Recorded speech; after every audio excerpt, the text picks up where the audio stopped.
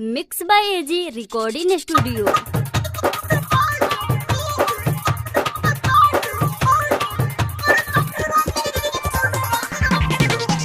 DJ Kanchan Raj Hajipur Vaishali.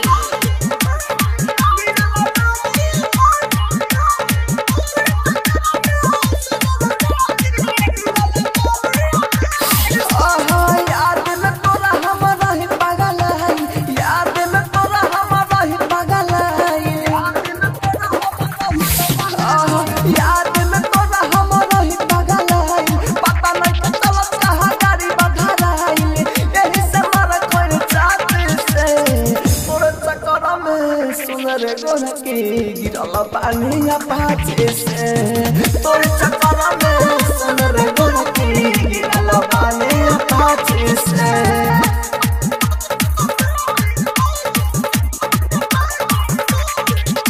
Mix by AG recording studio. DJ Kanchan Raj Hajipur Vaishali.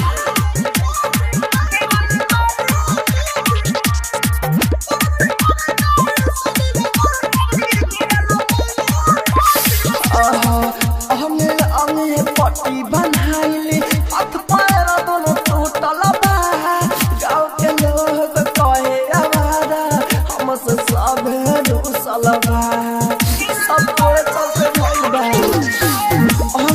अंगे पट्टी बनाइली हाथ पैर दोनों टूटल बा। गाँव के लोग कहे आवारा हमसे सब रूसल बा।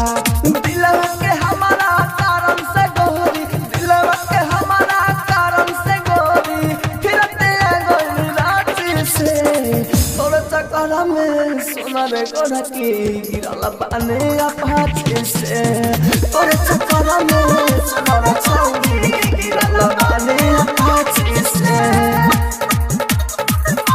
Mix by AG recording studio.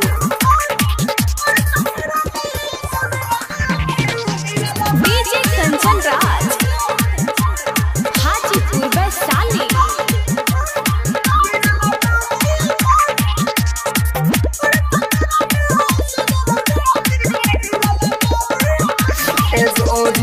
Writer मानो जायो इनके बस में रहे नया बहुत लगे देखी ना जब तोहरा के होला जियल मुसाकिला रे सब तोहरा चलते भइल बाटे ओरी। राइटर मानो जायो इनके बस में रहे नया बहुत लगे देखी ना जब तोहरा के होला जियल मुसाकिला रे। राहु राजा धानी लगे करे जा राहु राजा धानी लगे गोरी बच्चे नया बदला ढांचे से। तोरे चक्कर में सुना रे गोरा की गिरल पानी पाछे से।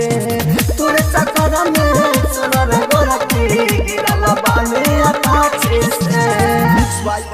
एजी रिकॉर्डिंग स्टूडियो रोशनपुर सपहा।